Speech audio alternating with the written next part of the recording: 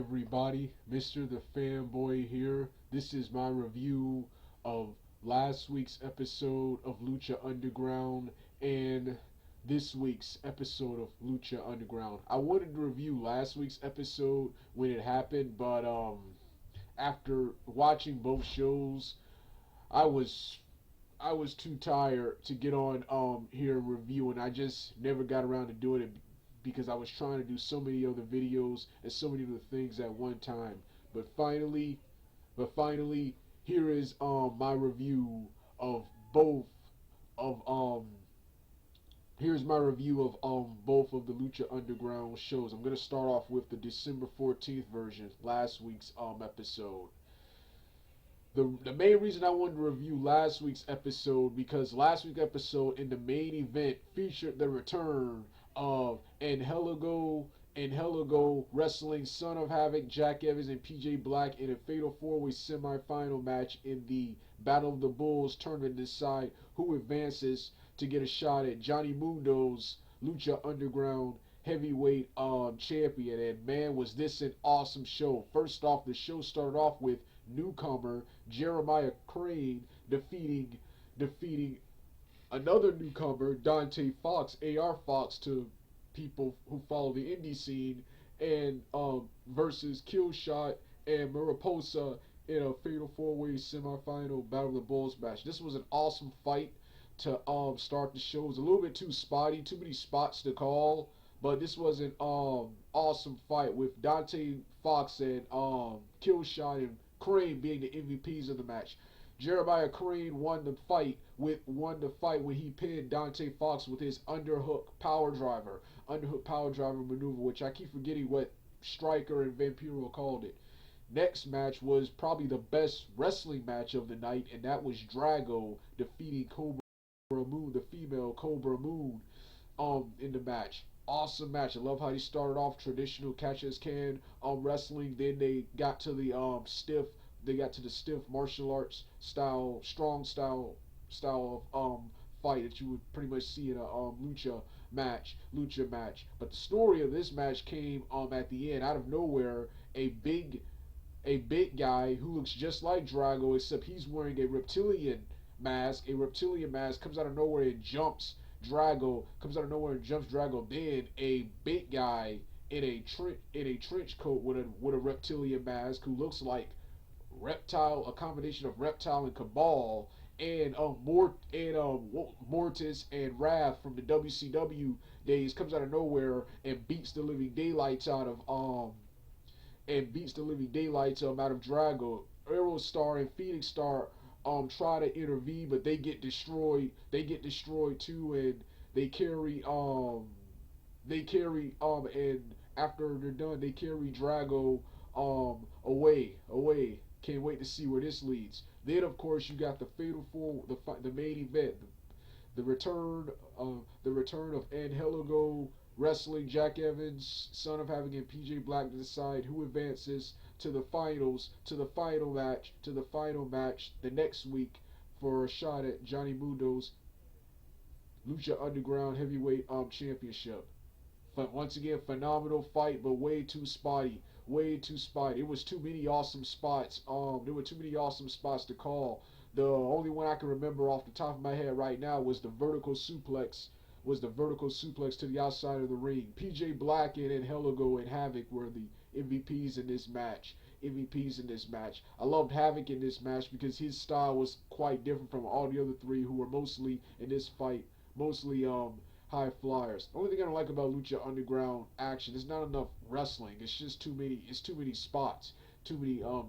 But this was an awesome match, and I was so happy to see Angelico back in Lucha Underground. I was also happy to see PJ Black back in Lucha Underground. He's been here and there on several tapings, but one reason you haven't really been seeing me review or covering any form of Lucha Underground this year is because while the tapings and stuff have been good, the wrestlers I want to see, PJ Black and Angelico, and haven't been featured on the show. So I was really excited when I heard that Angelico was returning here.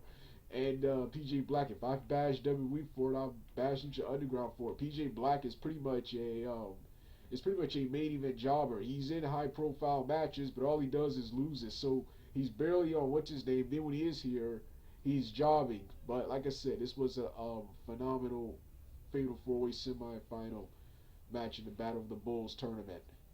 Well, like I said, after going back to the first match of the night, in the match between Jeremiah Crane and Killshot. After the match, Killshot turned on Dante Fox by pretending to help him up, but attacked him and incapacitated him with the double foot stomp. Like I said, that was last week's show. This week's show which just recently went off. The encore just recently went off. I watched both editions for this review right here, and once again, this was a phenomenal show. You only had two matches tonight, and you only had two matches and a fight scene, which I'm going to talk about in a minute. But the first match of the night was the Mac defeating PJ Black, Jeremiah Crane, and Cage in the Fatal 4-Way final match in the Battle of the Bulls tournament. Awesome match, man. Awesome match. Um, Cage got eliminated when Tejano interfered, which allowed when Tejano interfered and beat up Cage, allowing PJ Black to hit his 450 splash to eliminate Cage. I keep forgetting how Jeremiah Crane got eliminated. I think he got eliminated by getting a stunner from the Mac. Then PJ Black last got eliminated by getting a stunner from the Mac. I love the Mac, but I wanted Black to win. But I can see why Black won, because they probably didn't want to do a heel versus heel. They probably didn't want to do a heel versus heel match, but you could have had PJ Black turn face. Like I said, PJ Black is one of my favorites. I would love to see him as a top face, as much as I enjoy his tag team in association with Mundo and Evans. But they had Mac win, so we can have Johnny Mundo versus Mac. The next segment of the night was a fight scene between Aerostar and the two guys in the reptilian gear from last week. They beat the crap out of Aerostar and carried him away. This was an awesome choreographed kung fu karate street fight, martial arts street fight, way better than the action scene in the. This fight was better than the action scene in the ring. Now we get to the main event. I think this is the first ever time this has happened. Johnny Mundo defeating his Lucha Underground Championship against Sexy Star, a woman in what I think is the first ever man versus woman steel cage match. And this right here was a phenomenal fight, man. This right was a phenomenal fight. Sexy Star controlled most of the match. Johnny Mundo narrowly escaped, won the match by ripping off Sexy Star's mask. Sexy Star's mask, causing Sexy Star to cover her face, and Johnny Mundo used that to escape the cage, pretty much barely escaping with his Lucha Underground Heavyweight Championship. After the cage match was over, he got attacked by Mac. He got attacked by the Mac in the crowd, setting up their upcoming Lucha Underground Heavyweight Championship match. So like I said, lots of awesome fights, lots of awesome wrestling on both shows, and coming up, and of course lots of cool storylines, man. Like I said, I took a break from Lucha Underground, but yeah, like I said, Lucha Underground, it's been phenomenal. Like I said, this is also a salute of Lucha Underground. So now that I'm done reviewing the shows, I can tell you what I've been doing. And first off, Lucha Underground season 3, despite my criticisms, have been awesome. Like I said, my only criticism was PJ Black wasn't on PJ Black and Heligo and Jack Evans, and they haven't really been on the shows. And when they were on the shows, they were jobbing. So I was finally happy to see them both back on the shows tonight. And this episode and last week's episode probably have to be, apart from the Aztec Warfare episodes, the one from earlier this year and the most recent one had to probably been the best Lucha Underground episodes this season. Lucha Underground season 3 has just been awesome. And I'm gonna be talking more about how awesome Lucha Underground season 3 was in my Lucha Underground and Pro Wrestling year in review. I'm also thinking about season reviews on my retro Super Vader 400 channel. But this is more about Lucha Underground. Lucha Underground. Only thing I don't like about Lucha Underground is the wrestling. You don't see lots of technical wrestling. Technical wrestling. You see lots of spots. You see lots of spots in matches, and it makes the action too hard to call. So that's the only criticism I have towards Lucha Underground. The storylines, the characters and the fights are awesome. I love the product. The product is, like I said, at first I had a problem with this fantasy. I kind of still have a problem with this movie TV show style production versus a professional wrestling show. At first I had a problem with it, but I've sort of gotten used to it. This reminds me of it also reminds me of a lucha version of ECW. This product reminds me of a lucha version of ECW's ECW with a lot of luchadors, with a lot of luchadors. But like I said, Lucha Underground has been an awesome product. It's been an awesome product. I can't wait to watch the final show of this year, and already I'm waiting for season 4.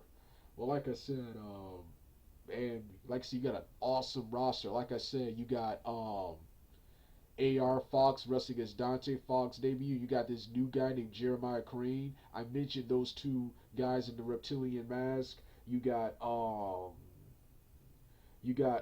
yes, Johnny Mundo, John Morrison, finally. Lucha Underground heavyweight champion. I think he won it 3 or 4 weeks ago. I can't remember which taping, but I know it was recent. Recent. You got um um you had Chavo Guerrero. You had the Rey Mysterio versus Chavo Guerrero. Love it when these two wrestle. Love it when these two wrestle. Loser leaves Lucha Underground. Loser leaves Lucha Underground match. So I'm wondering where this leads. I wonder where this leads to. I wonder, is Chavo fired for real? Is this just a way to write him out of the storylines while he does something else? I wonder what this is. Then of course you got of course I mentioned Jack Evans and Hello Goes PJ Blacks and Son of Havoc's return to television. You have Sexy Star Evilise, um, um, Cobra, Cobra the female fighter, Tejano, the Mac, Joey Ryan, Famous B, and the I think Masquerada, the midget Masquerada Garada. I keep forgetting the pronunciation of his name, but he's the midget wrestler in the white jumpsuit with mask with the white jumpsuit with mask. I've seen him a lot. Him and Famous B had a phenomenal match, and I usually hate it when little people's big people, but this right here was an awesome fight. This right here was an awesome fight.